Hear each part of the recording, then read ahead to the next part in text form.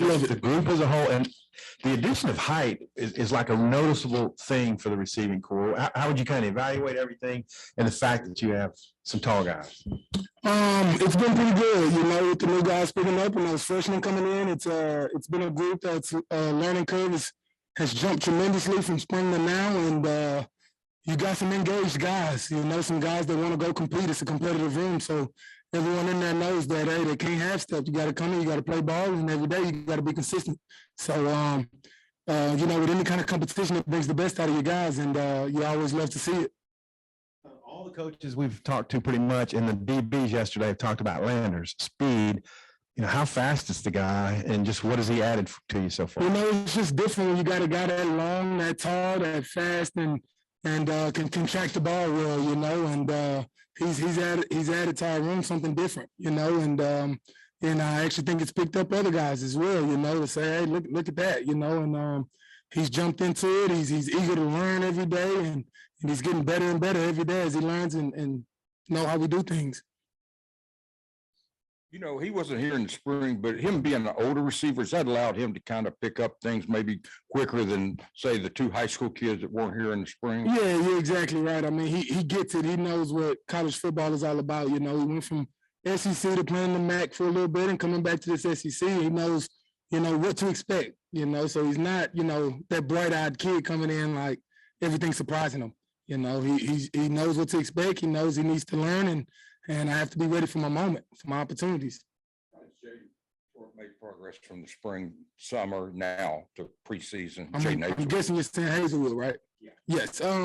Man, tremendous. I think that's a guy that's going to see a lot of success throughout the season, and looking forward to it. Just a really, really smart guy who understands ball, knows what you're trying to get done, and every day is getting better and better. Go down the list. Keytron, obviously he came to Arkansas kind of raw, but a lot of physical ability. What are your thoughts on him? Man, a guy I'm just excited to see. It's kind of the theme of the room of just being consistent, being who we are, and competing your butts off, and that's what Keytron has done.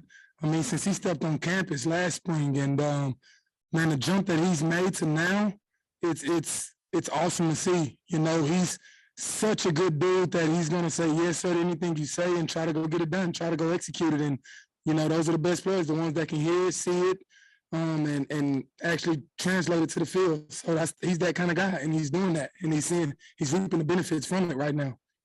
This is probably a way off question, but at some point you got to kind of pare it down to 6-7 guys you're going to travel with, and you're going to say these are our 3 starters right here who play the most. At what point in camp does that start to kind of?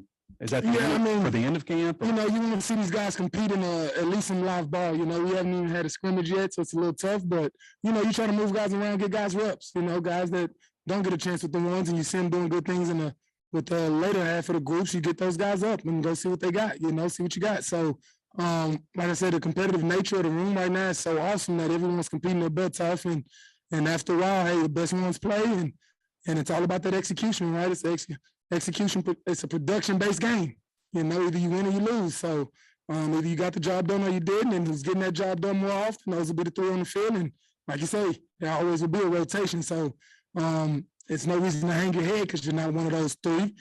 Just be ready to roll when your number's called, and usually you get that opportunity. If you're handling your business, you get that opportunity. And when an opportunity comes, you got to take advantage. Can't be that guy soaking and not ready for it.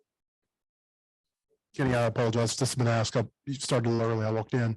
Isaiah Satania, what have you seen from him since he came here in the summer? And Sam was talking the other day about his ability to pull away, the pull away speed. How much does that type of natural talent help him maybe bridge the gap from not being here in the spring? I mean, that's what we want to do. This type of things that he's really, really good at with his track background. I mean, he's the kind of kid that he does the things that we want to do, having a really, really, really good run game. When you stick that ball in the gut of the running back, you get one-on-ones on that perimeter, and you need guys that can go stretch the field, and he does that. A very, very smart kid that's picking up on things, learning very fast, a guy that is definitely a guy that we're looking at to keep pushing, keep competing his butt off. And it's kind of that freshman class as a whole, all 3 of them with McAdoo, and and Sam Bakke, they all just compete their butts off, man. They're ready to learn. They're yes sir, no sir guys that step on the field and try to do exactly what you say. And I mean, everything you teach them, it's I won't say new to them, but it's something that they're trying to get down, you know. And whether if they get it down that day, they're still have to practice 15 minutes to get it down or whatever it is. And you can just see the want out of those guys. So as a coach, man, you just love to have those kind of guys who want to be great. So it makes me want to be even better for them as a coach.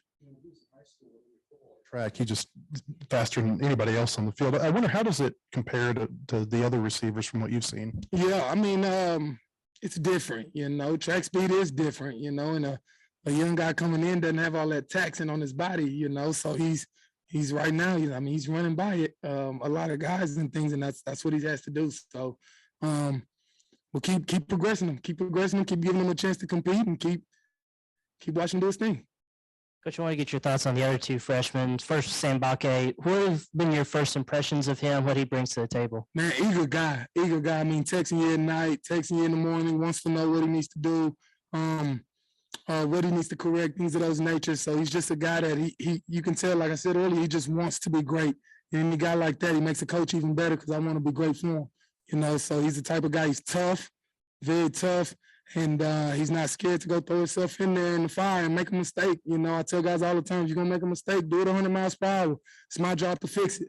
I can't fix effort. And he's like the epitome of that, a guy that's going to go hard. And I can coach him all day, every day. With Quincy, he was able to go through spring ball with y'all. Can you tell a difference now that he's already gone through that and kind of been there, done that? 100%. I mean, it's easy to see he was a guy that came in early, got a good grasp of the offense. Obviously still learning, you know, he's still in that learning curve progress to where you can tell once that kid gets it down, I think he's going to be an animal. Coach, I want to go back to Sam Bakke for a second. Saw him today at practice. He made a nice catch on a 50-50 ball. Yeah. Kind of what role do you see him having? I know he's just a freshman, but Yeah. it seems like, you know, he looked really comfortable doing something like that. Yeah. Don't really want to define roles quite yet, but I do think he's a guy that's competing his butt off, you know, trying to get on that bus, trying to get on the plane. And right now he's putting himself in a good position to do that. So he needs to keep coming along, keep learning. And as he learns the playbook even more and more and more and learn defenses more, he's going to put himself in a really, really good position. So he's just got to keep going.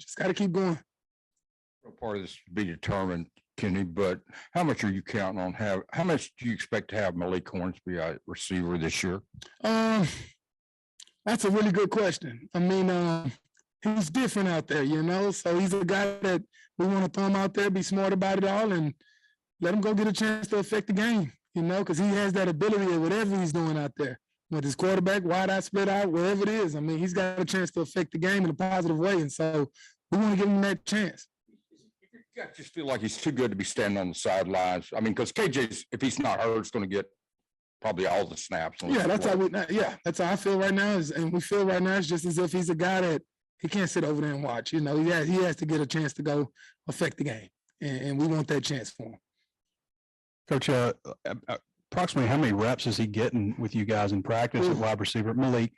And I know what you said, my bad. Yeah, and in the meeting rooms, is he doing any wide receiver meetings? No, he's all quarterback meeting. You know, he's a quarterback. And approximately, I know off the top of my head. I mean, we're trying to get the kid enough reps to know what he's doing. You know what he's doing. Go out there, catch a few balls, be able to go out there and compete and then go execute. You know. You're finished on you're focused on the finish of the pass, but I was curious your opinion on in being a former quarterback, your opinion on how KJ has looked and his progression since last season, since the spring, and also Malik, how he's progressed at quarterback. I start with KJ first. Just number one, I thought mindset wise, man, just a guy that came out and you could tell his comfortability in being a leader. You know, he's a starter for a year now. You know, you can see it. He's a guy that's talking more now, that's coming to the sideline, talking about what he's seeing more, talking to the wideouts more, what he wants, what he sees for those guys in order for them to be successful, you know, things of that nature. So it's more in that leadership factor that I see he's progressed. Malik just been a year older in the offense. You can tell he's knowing what he's doing out there. You're able to move him around more and do things with him to help him affect the game and things of that nature. So I think both been a year within the offense and actually seeing that time on the field from last year, those guys have progressed in the leadership roles and the roles of being able to bring the offense together as a whole, you know? Seniors like Tyson and Davion Warren, and then your biggest producer. I'm wondering who is the loudest leadership voices in your room? Oh yeah, I mean, number one by far it'd be Jaden Hazelwood. I mean, he stepped in, an older guy that's played some ball, seen it at another place, another conference and things. He steps in and a really, really smart guy who understands what's going on around him, and he steps up. He steps up and he talks. You know, he talks, so he's able to lead guys on. I do think Warren Thompson is a leader guy. He's not a big talker. He's going to lead by example. You know, he will help the young guys as much as he can. He's not a raw guy. You know, he's not that, but he is a guy that's going to go out there and lead by example, show guys how it's done. So I'm very proud of where he's at right now. A couple of days ago, we were leaving the field, and you might see this kind of stuff all the time. But we were leaving the field, and Hazelwood made a catch beyond Catalan with one hand like this. Have you seen anything more like that? Or well, that's what I told him. I'm sorry, that's what I told him he has to be. You know, he's that guy. He's that guy that when we give you a chance, man, you go make the play. You know, it's not almost, it's not 50-50, it's not anything of that nature. It's, hey, it's my ball in the air. And that's who you got to be. And he takes it on full force. He wants it. You know, he asks for it. And so I think he's a guy that takes it and he knows if he wants to be a leader, he has to go show it. He can't just talk about it. So that's what he does. You mentioned Warren a minute ago, consistency with the deep balls, I think maybe something you talked to him about. What have you seen from him in the camp? I'm going to say consistency is entire group as a whole. With us being so young, you know, the older guys in the room are guys that came from other places to where that we have to be consistent as a group. And talking to him, that's one of the biggest words I use in the room. I use with him. You know, he knows it. And him just being a consistent guy on and off the field is only going to help him on that next level. And I think he's doing those things to make that step. Curious with all the one-on-one stuff y'all have done so far, have any of the DBs kind of stood out to you that have been particularly tough on you guys? Man, I love it. It's iron sharp and iron out there, man. It's a bunch of them, man. They're out there competing their butts off. You know, it gets very, very competitive at times, and we love it. You know, that's what camp should be. You know, they shouldn't bully us. We shouldn't bully them. You know, if we want to be a great team, it should be back and forth action. It should be very competitive. And you can tell in one-on-ones, man, I tell my guys all the time, one-on-ones is an offensive drill. And it's contested stuff every single time. And that ball's in the air is contested. And that's how you know you're playing against a really, really, really good defense. I mean, I don't want to point out one or two of them because there's so many of them, man, and they're competing their butts off. Coach Bowman and Coach Odom got those guys working, and it's only making us better. And I make sure to mention it to them every day.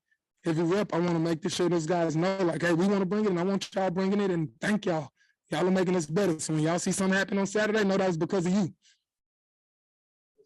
Going on Thursday. I'm wondering what you think about the physicality component for your group. Yes, I mean it's you never seen a football game won without physicality, you know. So it's something that I preach on that perimeter with our run game. I mean that back's not getting touched to 5 to 8 yards downfield, and so now we make the touchdown blocks. And so in order for that to happen, you got to bring a certain level of physicality to the game. You know, you don't go out and see how somebody else is bringing it and match theirs. You make someone match yours. You know, and so that's the mentality we want. That's the mentality we bring. I'm happy that the leadership we got in the room, they keep that going. You know, they keep it going. They make sure that every day they know we set the tone. Talking about physicality, saw you guys had a wide receiver screen set up where you had 2 receivers blocking for the one guy who catches it. I mean, how much of an emphasis do you put on blocking there, and especially, you know, on those screens when you got to have those guys out there blocking? Exactly. I mean, a bunch. I put a bunch of emphasis on it for the simple fact of, you know, how good our run game is. You know, it's awesome. So, you know, as a wideout, you want a great run game. You got a great running game, you're getting one-on-ones on the perimeter. And that's what every wideout should ask for, you know. And so I feel like if whatever we're stressing, whatever we're emphasizing, we got such good guys, they're going to go out there and they're going to do exactly what we're asking them to do. And so I'm emphasizing it as much as I can. With our run game, those things on the perimeter are big for us because we throw it out there. We might get light numbers out there. If we can make one miss, it should be a big one. Thanks, sir. Thank you. I appreciate y'all.